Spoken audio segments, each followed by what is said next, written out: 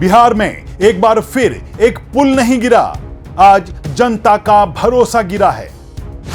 विक्रमशिला सेतु का स्पैन गंगा में समाया और उसी के साथ सवाल उठ गया, बिहार में पुल गिरते क्यों हैं? क्या यह हादसा है, कोई भौगोलिक स्थिति का दंश या भ्रष्टाचार का पैटर्न? और अगर 4 साल से पुल की मेंटेनेंस नहीं हुई तो जिम्मेदार कौन?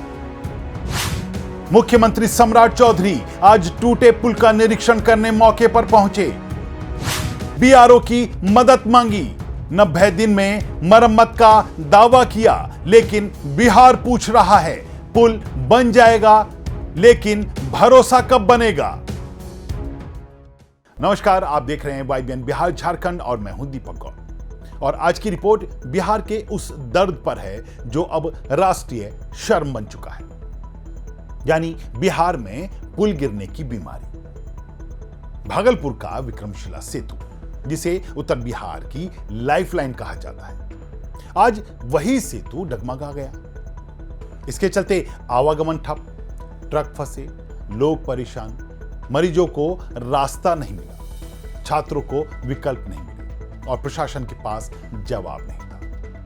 अब सरकार कह रही है सेना की मदद से 90 दिन में पुल का फिर से निर्माण हो जाएगा, लेकिन सवाल यह है, क्या 90 दिन में पुल बनेगा या 90 दिन बाद एक और नई जांच बैठ जाएगी? बहरहाल मुख्यमंत्री सम्राट चौधरी ने इसे सामान्य घटना मानकर छोड़ा नहीं है। आज उन्होंने खुद मौके पर जाकर निरीक्षण किया और उसके बाद आदेश आया, बिहार के सभी बड़े पुलों का SOP ऑडिट होगा। मतलब अब कागजों पर खानापूर्ति नहीं, हर पुल की तकनीकी जांच होगी, हर पिलर, हर स्पैन, हर ज्वाइंट, सबका निरीक्षण। और सबसे बड़ा कदम, सम्राट चौधरी ने रक्षा मंत्री राजनाथ सिंह से बात करके बीआरओ की मदद मांगी। अब सोचिए, अगर बिहार के विभाग सक्षम होते तो सेना से मदद क्यों मांगनी पड़ती?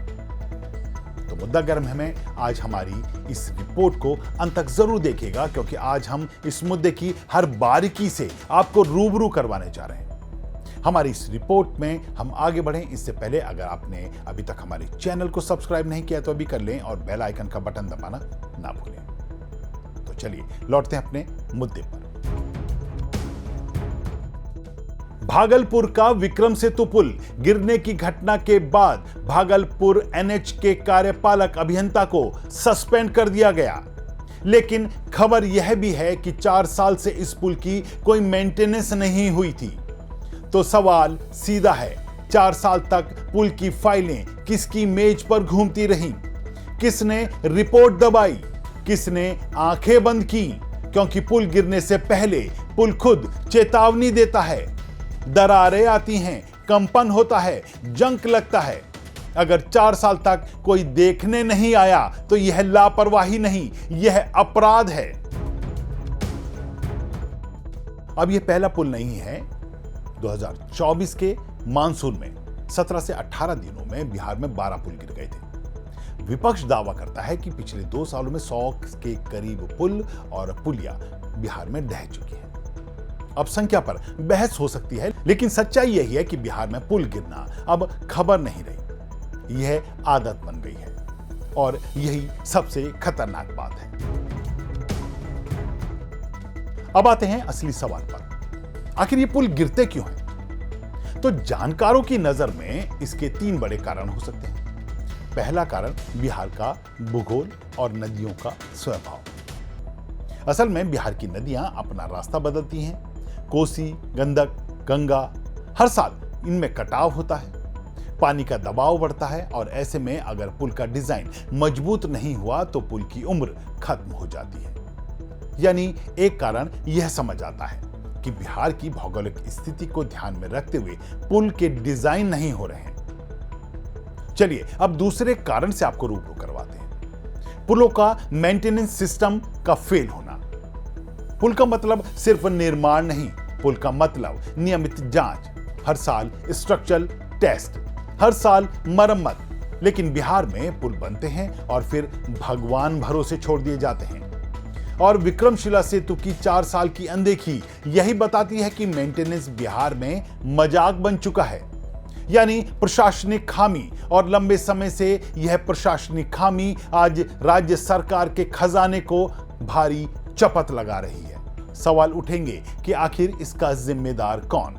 चलिए अब तीसरे कारण की बात करते हैं, और वह है भ्रष्टाचार और ठेकेदारी सिस्टम। अब जनता सबसे ज्यादा इसी पर शक करती है। घटिया बालू, कमजोर सरिया, सीमेंट में कटौती, बिल बढ़ाकर काम घटा देना और फिर उद्घाटन की जल्दी। अगर पुल 2021 में बना और 2024 में गिर गया तो यह प्रकृति की मार नहीं, यह भ्रष्टाचार की मार है। असल में जब पुल गिरता है तो सिर्फ यातायात नहीं रुकता, व्यापार ठप हो जाता है, किसान का माल फंस जाता है, एम्बुलेंस लेट हो जाती है, छात्र परीक्षा नहीं दे पाते और बिहार का राजस्व और कमजोर होता है। बिहार पहले ही आर्थिक रूप से संघर्ष कर रहा है और ऐसे में पुल गिरना मतलब विकास की कमर टूटना।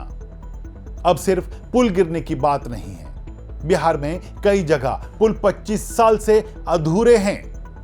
नीतीश कुमार के गृह जिला नालंदा में 50 गांवों के 1.5 लाख लोग 2.5 दशक से एक पुल का इंतजार कर रहे हैं। नींव रखी गई, मिट्टी भराई हुई, फिर काम बंद। ये पुल गिरा नहीं, ये पुल बनाया ही नहीं गया। अब सोचिए, अगर गृह जिले में यह हाल है तो बाकी जिलों का क्या होगा। और अगर इस विभाग से संबंधित मंत्रियों की लिस्ट उठाकर देखें तो पाएंगे कि सुशासन बाबू की सरकार में बने कई पुल भी ढेर हुए हैं। पिछले 20 सालों की बात करें तो बिहार में 2005 से 2020 तक एनडीए सरकार में भाजपा के विधायक नंद किशोर यादव ने लंबे समय तक पथ निर्माण मंत्री के रूप में कार्य किया। 2020 के बाद एनडीए और महागठबंधन की सरकारों में राजद के तेजस्वी यादव और वर्तमान में भाजपा के राष्ट्रीय अध्यक्ष नितिन नवीन ने भी पद संभाला। और 2024 से 2026 में यानी एनडीए सरकार में पथ निर्माण की जिम्मेदारी फिर से नितिन नवीन के पास ही रही। इससे साफ है कि बिहार में पुल निर्माण की जिम्मेदारी पिछले 2 दशकों से सरकार के पास ही रही है। पथ निर्माण विभाग, ग्रामीण कार्य विभाग और BPRNNL हर जगह सिस्टम मौजूद है, लेकिन फिर भी पुल गिर रहे हैं। तो सवाल यही है, क्या जिम्मेदारी सिर्फ इंजीनियर की है या उन अफसरों की है जो रिपोर्ट दबा देते हैं, या उन नेताओं की और उन मंत्रियों की जो उद्घाटन जल्दी चाहते हैं, या उन ठेकेदारों की जो घटिया माल डालते हैं। और सबसे बड़ा सवाल, क्या पुल गिरने के बाद सस्पेंशन से सिस्टम सुधरता है या सिर्फ जनता को शांत किया जाता है। बहरहाल अब सम्राट चौधरी ने बीआरओ को बुलाकर बड़ा संदेश दिया। बीआरओ का मतलब है सीमा पर पुल बनाने वाली एजेंसी, जहां कोई कमीशन नहीं, सिर्फ परफॉर्मेंस। अब अगर बीआरओ बिहार के पुल निर्माण में उतरी तो बहुत कुछ साफ हो जाएगा। किस पुल में क्या गड़बड़ी है, कौन सा पुल मौत का जाल बन चुका है। लेकिन सवाल यह है, क्या सरकार बीआरओ की रिपोर्ट को सार्वजनिक करेगी या रिपोर्ट भी फाइलों की तरह दब जाएगी। अब अगर सम्राट चौधरी को इस समस्या पर सच में लगाम लगानी है तो 3 बड़े काम करने होंगे। उनमें पहला, पुलों का ईमानदारी से ऑडिट कराना होगा। सिर्फ रिपोर्ट नहीं, ग्राउंड रिपोर्ट, और रिपोर्ट सार्वजनिक हो। दूसरा, ठेकेदार और अफसर दोनों पर FIR, सस्पेंड नहीं, सजा तय हो, क्योंकि घटिया पुल बनाना हत्या की कोशिश है। और तीसरा, मेंटेनेंस का स्थायी सिस्टम देखना। हर पुल की वार्षिक जांच, हर पुल का डिजिटल रिकॉर्ड और हर पुल की जिम्मेदारी तय। अब आप बताइए, बिहार में पुल गिरने का असली दोषी कौन है? इंजीनियर, अफसर, ठेकेदार या नेता और मंत्री? और सबसे बड़ा सवाल, क्या बिहार की जनता अब भी चुप रहेगी? कमेंट करके अपनी राय जरूर लिख कर दें। विक्रमशिला सेतु गिरा, लेकिन अब बिहार को सिर्फ पुल नहीं बनाना, भरोसा बनाना है। अगर इस बार ऑडिट ईमानदारी से हुआ, अगर दोषियों पर FIR हुई, अगर ठेकेदार जेल गए, तो बिहार का भविष्य बच सकता है। वरना अगली बार फिर पुल नहीं गिरेगा, किसी की जिंदगी भी गिर जाएगी। बिहार की सरकार और जनता को इस पर गंभीरता से सोचना होगा। मुद्दा गर्म है कि आज के इस एपिसोड में इतना ही। अगर आपको हमारी यह रिपोर्ट पसंद आई हो तो इसे लाइक करें, इसे शेयर करें और हमारे चैनल को सब्सक्राइब करना ना भूलें। एक बार फिर जुड़ेंगे एक नए मुद्दे को लेकर, तब तक के लिए दीजिए इजाजत। नमस्कार।